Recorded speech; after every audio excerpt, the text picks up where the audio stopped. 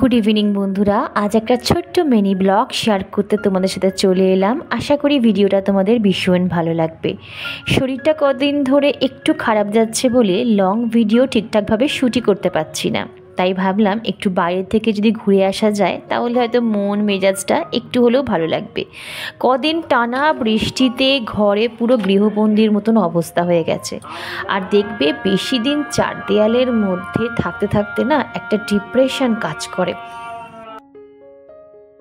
তো যাই হোক বন্ধুরা, সন্ধে ঠন্ধে দিয়ে এইবারে একটু রেডি হচ্ছি ঘুরতে যাওয়ার জন্য।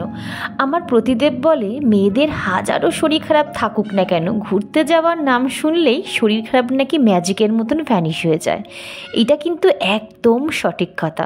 আমাদের মেয়েদের যতই শরীর খারাপ থাকুক না কেন, কেউ যদি একবার আমাদের সামনে এসে বলে ঘুরতে যাওয়ার কথা, ব্যাস মনে যেন একটা আলাদা ফুর্তি কাজ করে। সত্যি কথা বলবে, তোমাদের সাথেও কি এই জিনিসটা হয়? ছোট্ট টিপস একটা এখানে তোমাদের সাথে শেয়ার করি বন্ধুরা, আশা করি তোমাদের অনেকে কাজে লাগতে পারে। আমার মতন যাদের ওয়েভি হেয়ার বা একটু কার্লি হেয়ার, তারা দেখবে চুল আঁচড়ানোর পরও না সামনের দিকে কিছু হেয়ার একটু খোঁচা খোঁচা হয়ে উপরের দিকে উঠে থাকে, সেগুলো আর কিছুতেই কিন্তু বসে না। তখন হাতে একটু অ্যালোভেরা জেল, যেটা তোমরা মুখে অ্যাপ্লাই করো, সেই অ্যালোভেরা জেল নিয়ে যদি মাথার হেয়ারে যদি একটু অ্যাপ্লাই করে নিতে পারো, দেখবে হেয়ারগুলো কিন্তু খুব স্মুথলি বসে যাবে। দূর থেকে মনে হবে যে তোমার চুলটা বোধহয় শাইন বা একদম স্ট্রেট হেয়ার। যাই হোক, আমি কিন্তু এখানে রেডি হয়ে নিয়েছি। আমি সবসময় বলি যে আমি মেকআপের মটাও জানি না, আমার কাছে যেটুকু জিনিস থাকে সেইটুকু জিনিস মেখেই কিন্তু আমি ঘুরতে বেরোই। আর এখানে দেখো মেয়ের জন্য একটু কমপ্লেন রেডি করছি। আজকে ওর পড়া নেই, ঘরেই রয়েছে, তো আমি আর মা বেরোবো, ও ঘরেই থাকবে। তো ওই জন্য ওকে একটুখানি টিফিন বানিয়ে দিয়ে যাব, যাতে আমার দেরি হলেও ওর খিদে না পায়। তো এখানে দেখো একদম প্লেন একটু কমপ্লেন দেবো, আর তার সাথে ওকে দুটো বিস্কিট দিয়ে যাব।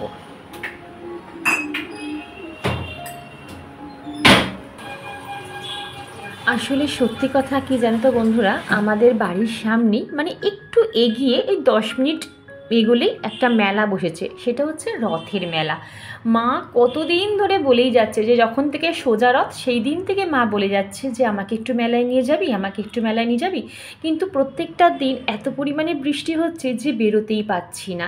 তো দেখো মা একটা ছোট্ট আবদার করেছে আর আমি রাখবো না, এটা না হতে পারে না। আসলে আমার কাছে কেউ কিছু আবদার করে, যদি সেটা আমার সাধ্যের মধ্যে হয়, আমি চেষ্টা করি সেই আবদারটা পূরণ করার জন্য। এই তো মাকে যে মেলায় নিয়ে এলাম, মা একটু খুশি হলো, একটু ঘুরলো, একটু ফিরলো, ব্যাস এটাই আমার কাছে অনেক। এই যে ছোট্ট ছোট্ট আনন্দগুলোই না আমাদের কাছে অনেক বড় পাওয়া হয়ে দাঁড়ায়। আজকে যেহেতু শনিবার, আমি তো ভেবেছিলাম প্রচণ্ড বোধহয় ভিড় হবে, আর এদিকে এই মেলাটা 7 দিন ওভার হয়ে গেছে, মানে ওদের সোজা রথ থেকে মেলাটা বসেছে। আর এমনিতে বাইরে বৃষ্টি বাদলের ওয়েদার, খুব একটা মানুষজন এই জল কাদাতে বেরোচ্ছেই না, তো ফাঁকা ফাঁকাই আমরা আজকে মেলাটা ঘুরে নিলাম, আর তোমাদেরও একবার বাবা জগন্নাথের দর্শন করিয়ে দিলাম। আর এখানে দেখো মেয়ের জন্য একটু খেলনা খুঁজছিলাম। আমার মেয়ে এখন বয়স হয়ে গেলেও কি, মানে 11-এ পড়লে কি হবে, ওর খেলনার প্রতি ভীষণ ঝোঁক। আমাকে বলেই দিয়েছে আসার সময়, মা আমার জন্য যেটা পাবে সেটা ভালো জিনিস নিয়ে চলে আসবে। মানে চাবির রিং ও খুব পছন্দ করে। তো আমি দেখলাম একটাও চাবি রিংয়ের দোকান নেই, আর এখানে একটা জুয়েলারির দোকান বসেছে, সেটা খুব সুন্দর, সব কিছু 50 টাকা আর 100 টাকার মধ্যেই। তো মা দেখো এখানে দেখছে, মানে চুড়িগুলো দেখছে। তো মাকে বললাম মা এগুলো নিও না, 2 দিন পরলেই 3 দিনের মাথায় রং চটে যাবে। দেখো মা দেখতে ভালো, কিন্তু বলো কত দাম জিজ্ঞেস করো।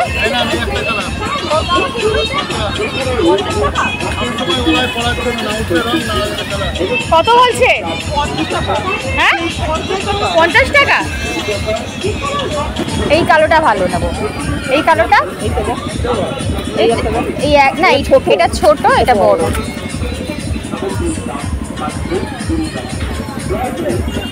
মেরুন, লালটাও বেশ সুন্দর, দেখো। ও হ্যাঁ হ্যাঁ হ্যাঁ, ফোকাস হচ্ছে না।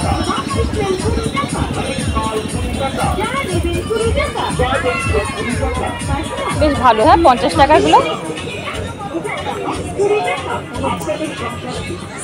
স্টিলের দাল ঘুটনি 20 টাকা, স্টিলের ছোট কৌটা 20 টাকা, স্টিলের বাটি 20 টাকা। আপনি যা নেন এক দাম, মনে রাখবেন প্রতিটি পিস মাত্র 20 টাকা, হরেক মাল 20 টাকা।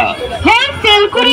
বন্ধুরা খুঁজে পেয়েছি, একটা কাপের দোকান খুঁজে পেয়েছি। মেলাতে আসলেই আমার ফার্স্ট মোটো থাকে কখন কাপের দোকানে যাব, মানে এই যে কাচের প্লেট বাসনের দোকানে যাব, এটাই হচ্ছে আমার। আর খুঁজেই পাচ্ছিলাম না, আমি ভেবেছি বোধহয় এখানে কোনো কাপের স্টলই বসেনি। একদম ব্যাক সাইডে কর্নারে গিয়ে এই দোকানটা আমি পেয়েছি।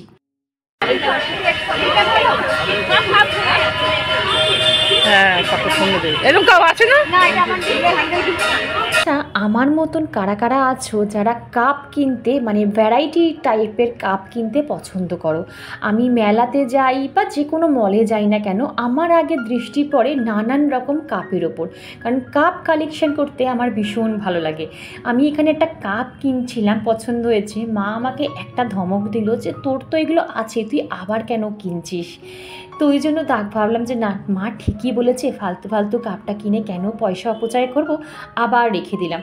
আর সত্যি কথা বলতে গেলে এখানে কাপগুলো এত দাম বলছে যে মানে প্রত্যেকটা কাপের না 10 থেকে 20 টাকা করে এক্সট্রা বলছে। তো আমি আর কিনিনি বন্ধুরা। আর এই যে আসার সময় দেখলাম বাবা জগন্নাথের আরতি হচ্ছে, আর এখন একদম ফাঁকা ফাঁকাই। যখন ঢুকছিলাম তখন কিন্তু সামনেটা পুরো ভিড় ছিল, আমি ঠিকঠাকভাবে বাবাকে দর্শন করতে পারিনি। আর যখন বেরোচ্ছি তখন কিন্তু একদম ফাঁকায় ফাঁকায় দর্শন করেছি। আর এই যে জিলিপি ছাড়া মেলা ইনকমপ্লিট যাকে বলে। আচ্ছা, আমি তোমাদের এতগুলো খাবারের অপশান দিচ্ছি যেগুলো মেলাতে ফেমাস, তোমাদের এই খাবারগুলোর মধ্যে কোনটা ফেভারিট আমাকে অবশ্যই কমেন্ট করে জানিও। আমার যেমন এখানে জিলিপি হচ্ছে সবচেয়ে ফেভারিট। আর এখানে দেখো 2 রকম কালারের জিলিপি, একটা পুরো হলুদ আর একটা একটু লালচে লালচে কালারের। ঘুগনি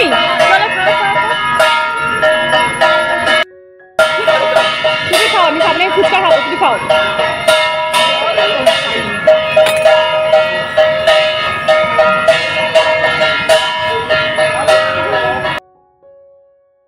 তো মায়ের থেকে এখান থেকে 1 চামচ আমি ঘুগনি খেলাম। আসলে আমার ঘুগনি খেতে না খুব একটা ভালো লাগে না, মা বারবার বলছে একটু খা, একটু টেস্ট করে দেখ, ভালো হয়েছে। তো এই 1 চামচে টেস্ট করে দেখলাম।